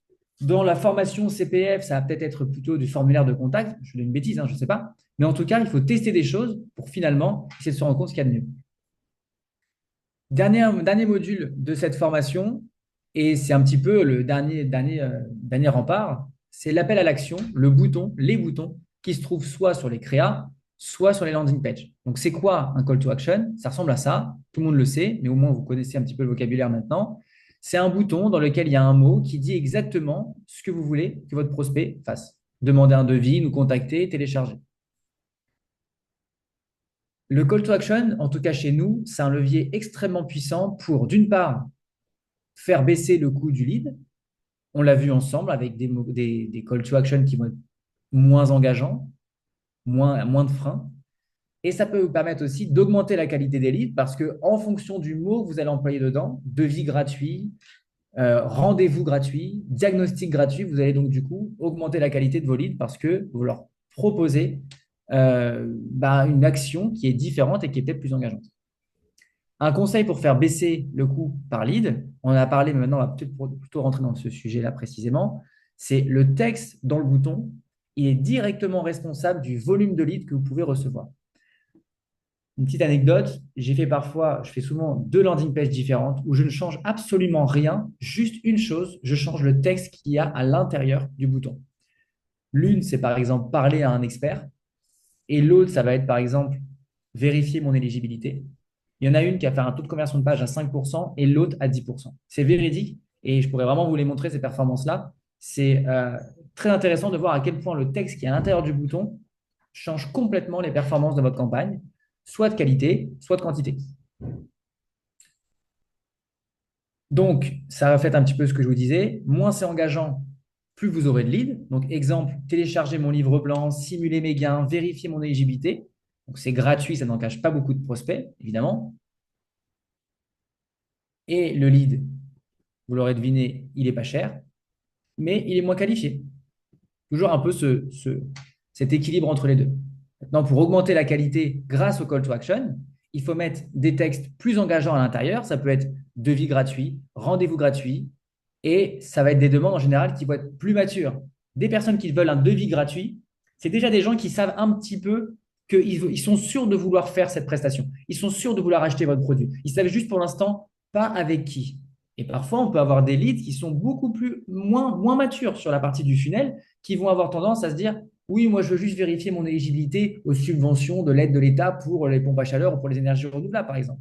C'est quelqu'un qui n'est pas encore complètement dans l'intérêt du prix ou dans le devis ou dans réellement installer une pompe à chaleur. C'est quelqu'un qui est moins mature. Là, en l'occurrence, avec devis gratuit, vous avez des gens qui veulent un prix pour pourquoi pas, à un moment donné, je l'espère plus rapidement possible, faire appel à vos services. Le lead, il est forcément plus cher parce que c'est plus engageant, mais il est plus qualitatif. Conclusion finale, euh, vous avez vu que dans toute cette formation et dans toute la présentation, il y a souvent un rapport entre la quantité de leads et la qualité de lead. Et en fait, souvent, c'est une orchestration un petit peu entre les deux. C'est une synergie. Et souvent, on se dit, mais comment choisir du coup entre la quantité, entre la qualité? Eh bien, il y a un seul terme qui va vous aider à conclure sur ce sujet-là et de vous aider à savoir si vous allez plutôt avoir une stratégie plutôt de quantité ou de volume. C'est votre retour sur investissement, votre ROI. Combien j'ai dépensé à gauche avec une stratégie à fort volume, un lead qui est pas cher, mais un taux de transfo qui est un peu moyen, et combien j'ai gagné à droite avec cette stratégie, et faire exactement la même chose avec un lead très qualifié, mais plus cher, mais avec un taux de transfo plus élevé, et de voir ce qui vous rapporte le plus d'argent.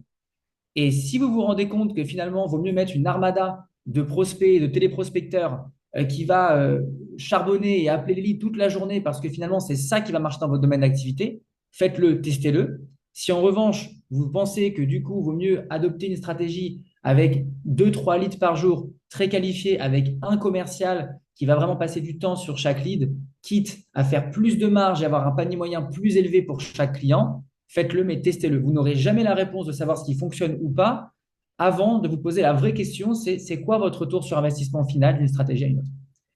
Voilà, je vous remercie pour cette formation d'une petite heure. J'espère que je n'ai pas trop explosé le timing. Merci Et à si vous toi. avez Non, besoin c'est de... parfait. Il reste 20 minutes pour Voilà, les questions-réponses, donc tu vois, c'est top. eh ben, super. Je vous écoute. S'il y a des questions, n'hésitez pas. Alors, j'en ai pas trop vu dans le chat, j'ai essayé de surveiller au fur et à mesure, mais OK.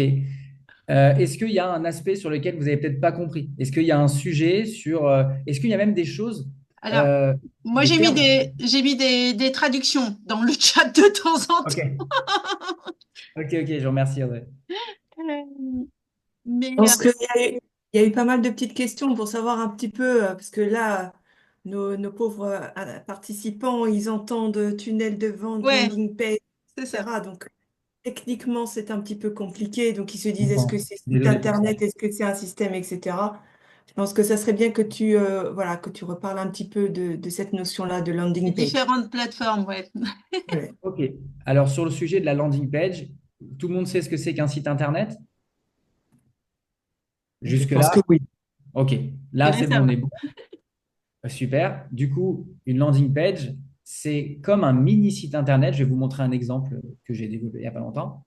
C'est comme un mini site internet qui n'aura pas tous les freins avec, vous savez, le menu là-haut pour aller d'un produit à un autre, etc. C'est un site one page. Je vais essayer de vous en trouver un.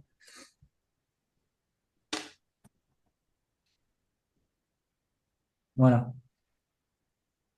Je vais vous montrer notre site et je vais vous montrer une landing page pour vous montrer la différence entre les deux. Là, ici, c'est une landing page. Je scroll, je descends vers le bas. À part les boutons qui peuvent me permettre d'appuyer et de remplir le formulaire de contact pour demander un devis, parce que c'est ce qui est demandé. Si je descends jusqu'en bas. Ici, le menu, ça me laisse dans cette page. Je ne peux pas aller ailleurs que dans cette page. Alors que ici, sur mon site web, par exemple, à moi de mon agence, je peux me rendre sur d'autres onglets. C'est un frein, évidemment. Ça permet d'éduquer la cible, c'est ce que je veux moi, parce que j'ai choisi cette stratégie-là. Mais c'est forcément beaucoup plus long. Vous voyez, par exemple, là, ici, j'ai plein d'onglets, je peux être un peu perdu. Ici, c'est des sujets, par exemple, SCPI, c'est des investissements, c'est des personnes qui veulent faire du lead dans les investissements immobiliers. Et donc, on peut se perdre un peu dans beaucoup d'informations. Vous voyez, c'est beaucoup plus chargé. Le design est parfois même un peu plus travaillé. Donc, c'est ça un petit peu la différence entre un site internet et une landing page. Est-ce que c'est un petit peu plus clair? Oui, je pense que c'est très très bien. Et je pense que euh, une chose aussi, c'est pour revoir un peu quel est aussi le résultat. C'est super important, et je pense que tu vas me le confirmer, Charlie, d'avoir d'un côté la publicité et de l'autre la landing page, mais je dis bien là avec un grand LA, associé typiquement à cette publicité et qui ne parle que de ça, en fait. Exactement. Tout à fait. C'est le sujet et la pertinence. C'est exactement comme si vous aviez un commercial dans votre équipe et qui parlait de quelque chose que votre prospect au téléphone ne veut absolument pas entendre. Si votre prospect il veut des campagnes TikTok et des visuels de type UGC, vous savez, des vidéos avec des témoignages clients, vous ne pouvez pas lui dire, alors on va aller sur Meta et je fais complètement abstraction de ce que vous me demandez et on va faire des visuels publicitaires, des statiques par exemple. Donc de la même manière, et en fin de compte, ce qui est intéressant, et je rebondis sur ce que vous disiez, ce qui est intéressant, c'est que le marketing, en fait, il ne faut juste pas oublier que vous avez juste des personnes humaines derrière leur téléphone et derrière leur ordinateur. Et souvent, on l'oublie parce qu'on est dans les chiffres, on est dans les KPI, le taux de clic, le taux de conversion, etc.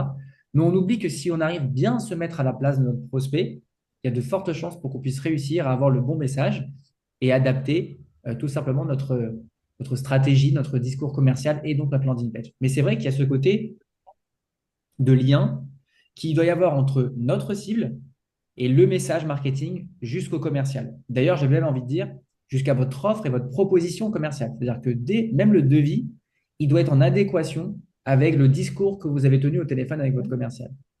Finalement, moi, en étant une agence de marketing digital spécialisée en génération de leads, je ne suis qu'un petit commercial de vos commerciaux. Je suis rien de plus qu'une personne qui va utiliser des outils et des leviers marketing pour faire le début d'une vente de votre commercial. En fait, tout ça, c'est un peu comme des briques de Lego. De toute façon, c'est que hier et avant-hier, on a déjà eu des intervenants qui nous ont parlé des tunnels de vente, des pages justement de capture, hein, ces fameuses landing pages. Et en fait, toi, ce que tu nous as montré là, c'est aussi comment, en amont de ça, on va ramener du monde sur la landing page. Parce qu'avoir une jolie landing page avec tout ce qu'il faut, ça sert à rien s'il y a personne qui vient dessus. Donc là, c'est un moyen, il y a le moyen, comment on appelle ça, mince, je trouve, organique, sans payer. Organique. Voilà.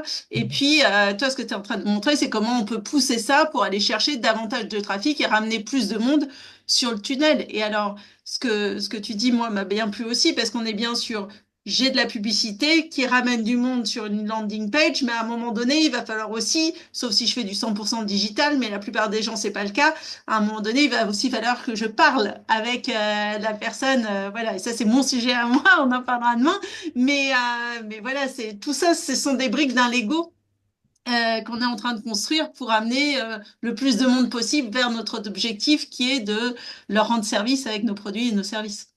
Oui, et d'ailleurs, en complément de ce que vous venez de dire, c'est que très souvent, moi, les meilleures optimisations que j'ai trouvées avec mes clients, c'est avec mes clients, main dans la main, en faisant une visio pour essayer de comprendre comment on peut améliorer la chose et surtout comprendre leur discours marketing. Parce que très souvent, il y a une équipe marketing qui travaille à gauche et qui va en fait juste simplement faire leur travail. Alors, ils sont contents, ils ont généré un lead pas trop cher et ils estiment que c'est qualitatif. Et ensuite, il y a le client à droite qui, eux, vont appeler les leads, avoir une frustration parfois, puis dans leur CRM, ils vont mettre qu'il y a quelques rendez-vous, quelques signatures. Nous, on est contents. Eux, ils sont peut-être pas forcément contents.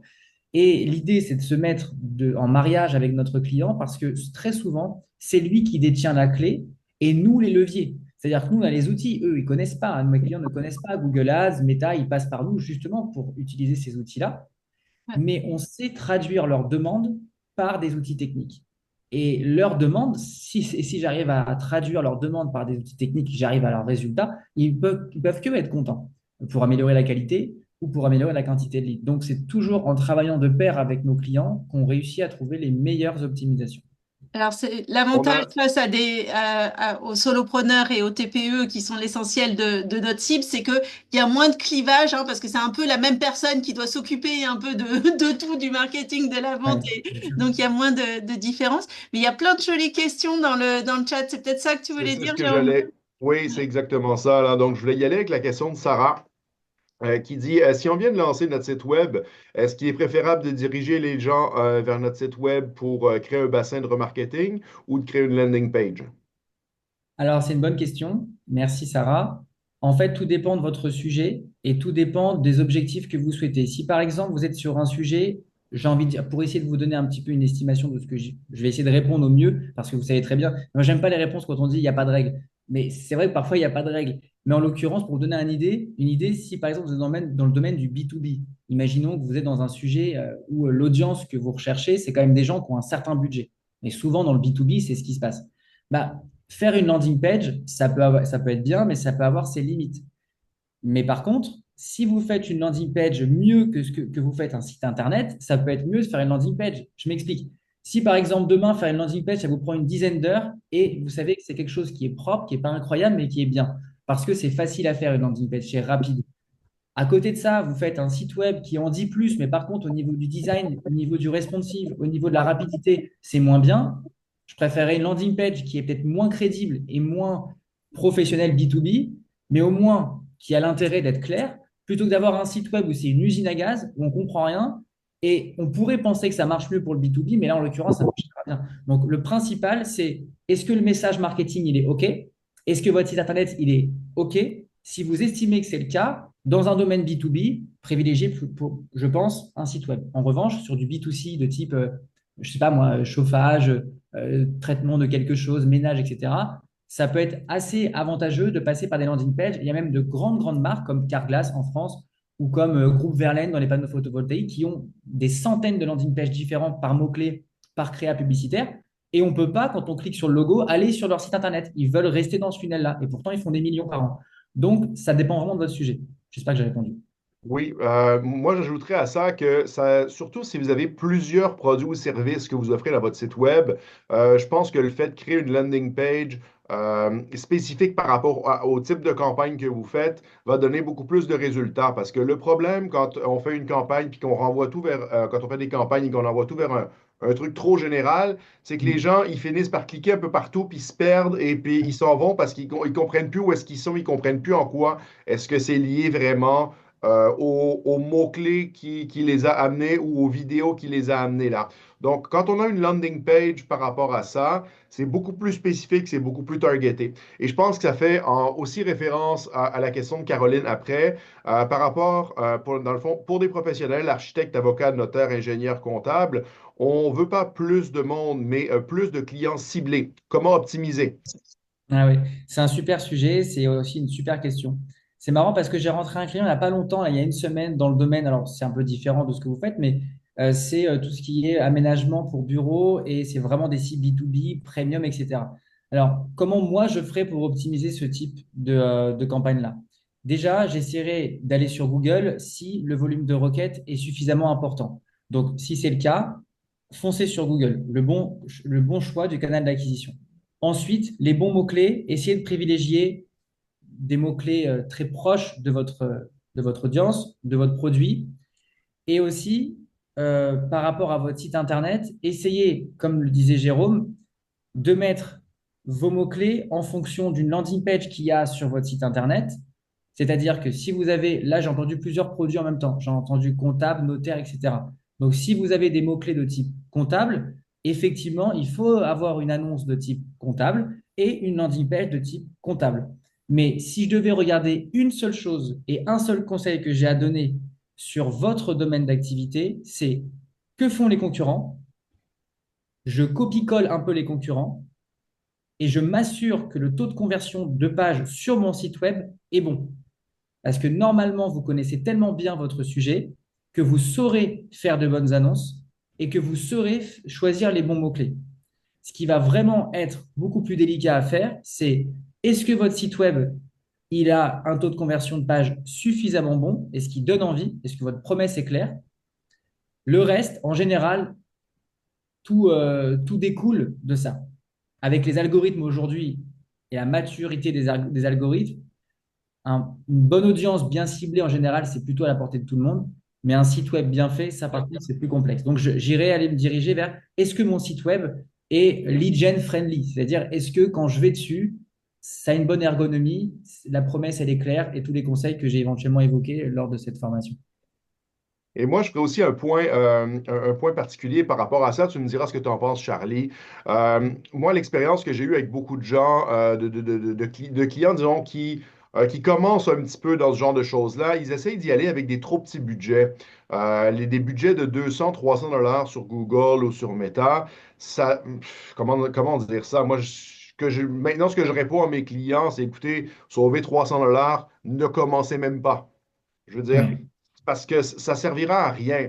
À la base, c'est un système d'enchères. Il faut comprendre que Google ou Facebook et ainsi de suite vont vous donner des leads par rapport à un système d'enchères par rapport à des concurrents. Il faut quand même une certaine masse critique, il faut quand même un certain budget et surtout, il faut être capable de s'embarquer dans un planning où vous allez tester pendant, disons, 3 ou 4 mois ben oui. pour avoir une vision d'ensemble, pour avoir du résultat qui a de l'allure. Si vous dites, ben, je vais essayer de mettre 500 $ sur Google, puis ben, ça marche pas, c'est sûr que ça marchera jamais si vous arrêtez après un mois.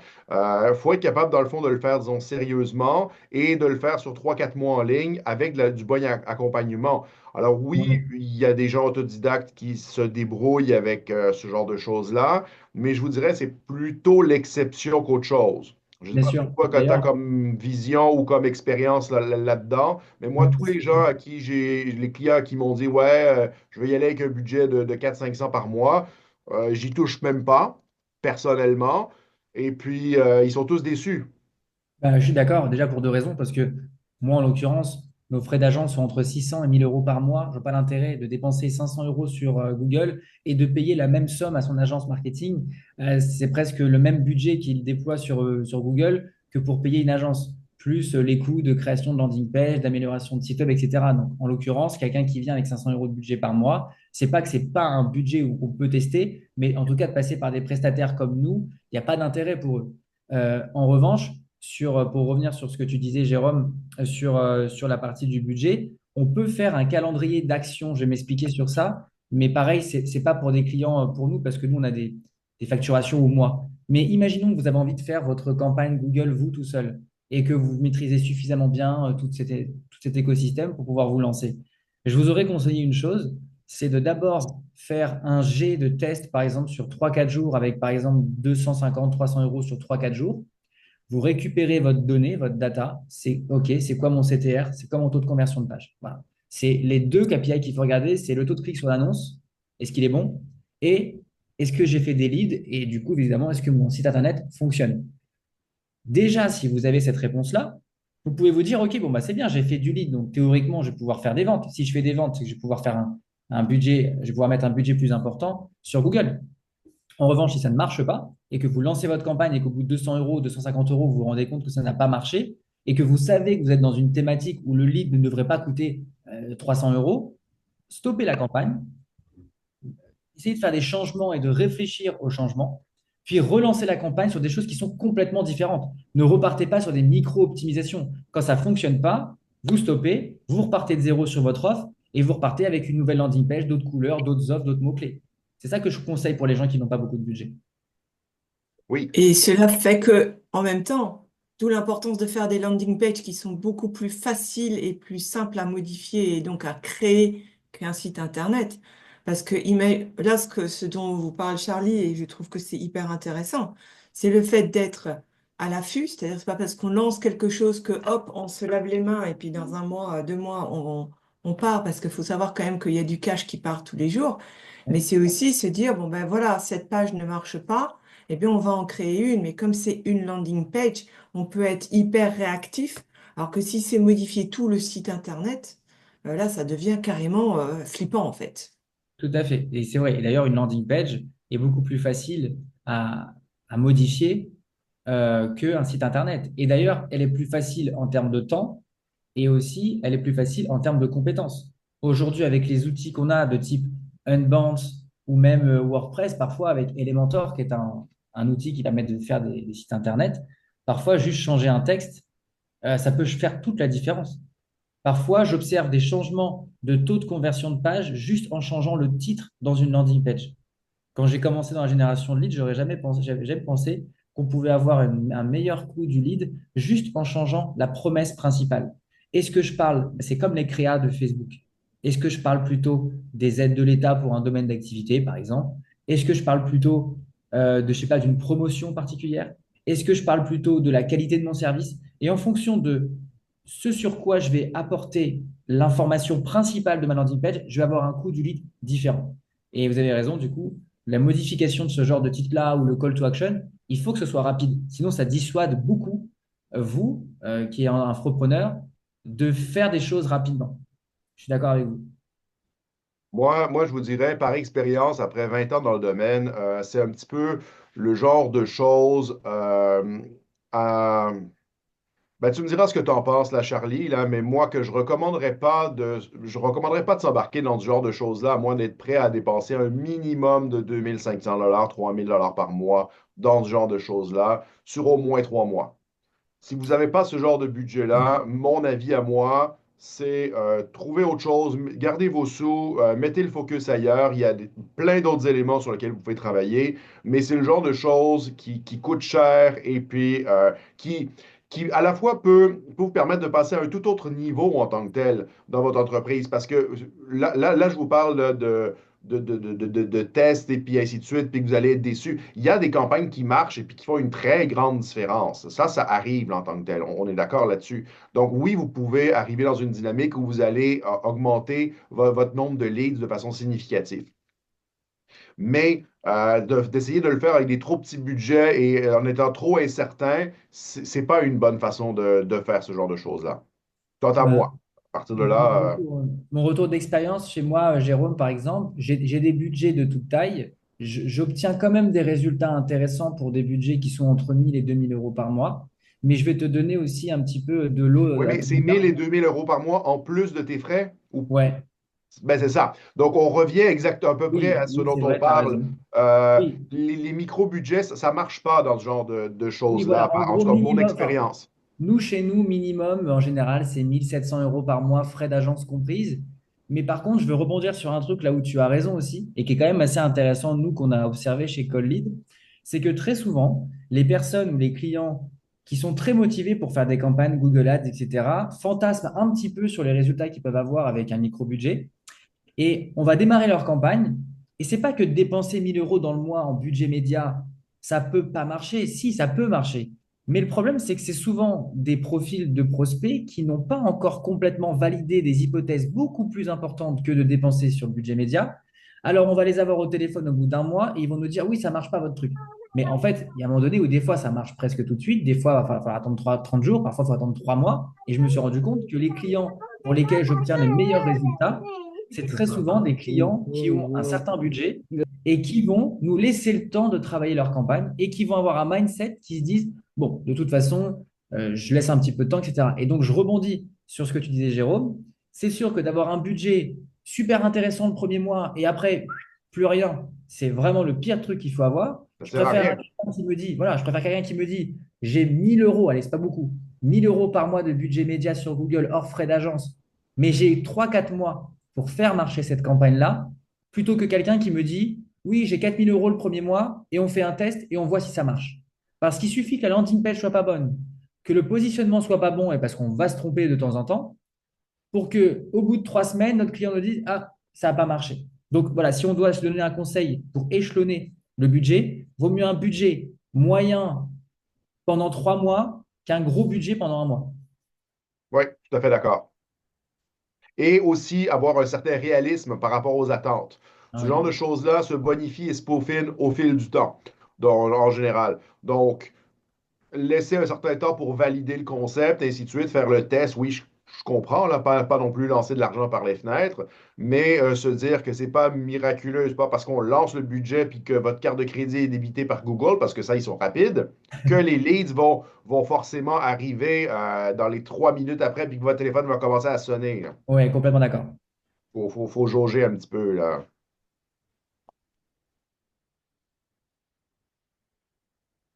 Donc, Là, parfait, je pense, oui, je pense qu'on est arrivé à la fin. En tout cas, moi, je trouve qu'il y a des choses très, très intéressantes qu'a dit Charlie. On en revient toujours à la même chose, hein. C'est que vous devez, enfin, il y a savoir quelle est votre cible, quel est votre message, quelle est votre promesse pour rendre les choses efficaces. Et effectivement, il n'y a pas de miracle. Il y a de l'investissement en termes de temps, en termes de stratégie. Et ce qui est super important, c'est effectivement, Charlie le dit bien, c'est pas une action ponctuelle que vous devez faire sur un mois. Vous devez vous engager sur plusieurs mois pour attendre de voir s'il y a un vrai retour. Imaginons que vous dépensiez effectivement 1000 € sur Google Ads. Effectivement, il y a rien qui se passe, ou sur Facebook Ads, peu importe. Il n'y a rien qui se passe en un mois. Vous dites, OK, super, j'ai dépensé 1000 €. Mais si au bout de 3 mois, vous avez généré 3 nouvelles ventes qui sont à 3000 €, ben là, d'un coup, le 1000 € initial, enfin, 1000 fois 3, ça fait 3000. Ça y est, vous êtes rentré dans vos frais. Donc, en fait, et pour moi, le fait de faire le yo-yo entre je démarre une pub, puis non, ah non, non, finalement, je panique, ça marche pas, j'arrête, et puis je recommence, eh ben, c'est à chaque fois un coup d'épée dans l'eau, et vous perdez plutôt beaucoup d'argent, en fait, Oui. et Et beaucoup d'ailleurs, d'énergie. pour rebondir sur ce que dit Pascal, qui est intéressant qu'on utilise nous chez nous, c'est que parfois vous avez des domaines d'activité, comme le mien par exemple, qui ont des cycles de vente assez longs. Vous recevez un lead et peut-être c'est 2 mois plus tard que la personne va prendre sa décision.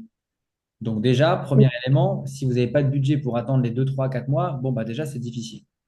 Et ensuite, nous, qu'est-ce qu'on fait pour pouvoir valider que le lead est qualifié? On ne va pas non plus attendre 2 mois avant de valider que le lead il est qualifié. On va essayer de remonter un petit peu dans le funnel et de se dire, OK, euh, c'est quoi l'indicateur qui peut me laisser penser que le lead a été qualitatif? Eh bien, si par exemple le devis est un événement de conversion qui est estimé comme être qualitatif, par exemple, parce qu'on estime que quelqu'un qui demande un devis, c'est pas juste un mail, c'est vraiment quelqu'un qui a une maturité dans son projet, eh bien, on pourrait dire que, OK, ça fait 2 semaines que la campagne elle est lancée. Tu as fait combien de devis sur 2 semaines? OK, tu n'as pas fait de Oui, clôture. OK, tu n'as pas fait de vente. C'est normal, ça prend 2 mois dans ton cas. Mais par contre, combien ça fait de devis? Si tu en as fait 0 sur 100 leads, il y a quelque chose qui cloche. Je ne vais pas attendre 2 mois avant d'optimiser la campagne. En revanche, si tu as fait 10 devis sur 15, on pourrait imaginer que si les devis sont un minimum intéressants, on pourrait imaginer que tôt ou tard, ça va rentrer. Donc, il faut avoir, c'est vrai, les épaules solides et un petit peu la tête froide. Parce que, en fait, c'est ça aussi l'intérêt, je finirai sur ça, de passer par des agences ou de passer par quelqu'un d'externe pour gérer vos campagnes, c'est que très souvent, comme ce n'est pas notre argent, eh ben, on est les mieux placés pour pouvoir le gérer. Parce que le problème des personnes qui gèrent leur propre budget, c'est que très souvent, ils sont un petit peu frileux à l'idée de faire le moindre petit changement ou alors à l'idée de tenter des choses. Et l'intérêt de passer par une agence, c'est que comme ce n'est pas notre argent, on y va un peu, évidemment en sécurité et avec intelligence, mais on ne dépense pas de la même manière quand c'est l'argent de quelqu'un d'autre que quand c'est notre propre argent. Et on fait parfois des meilleurs choix parce qu'on a le recul et on garde la tête froide. Et je finirai du coup sur oui. ça. Oui, tout à fait, tout à fait. Vraiment, vraiment un point important là, parce que, disons, on ose faire les choses qu'on estime devoir faire. Alors que Ouais. vous, pour ceux qui le gèrent par eux-mêmes, bien souvent, en tout cas, moi, j'ai eu beaucoup de gens ne pas oser, puis hésiter, ah, puis si je fais une erreur, puis bref. Donc, oui, ça, effectivement, c'est définitivement le genre de choses sur lequel c'est un bon conseil, quant à moi, de demander de l'aide d'un professionnel parce que ça va vous coûter plus cher, puis vous ne serez pas déçu et vous allez tomber dans la dynamique de «Ah, j'ai déjà essayé, puis ça ne marche pas». Oui, Ouais. tu ne l'as pas essayé comme il faut. Mais bon, Ouais. ça, c'est Et je vois mon que les point de vue discussions sont personnel. super intéressantes et que vous avez tous envie de dire des Oui, trucs, mais on est déjà en retard on, parce qu'il y a on Simon va quand même passer qui au attend derrière. suivant. Marche. Donc, merci beaucoup, Charlie. Et un grand plaisir. Charlie, D'accord. je remets dans le chat le lien vers la communauté WhatsApp où on peut retrouver tous les participants, on peut interagir avec eux.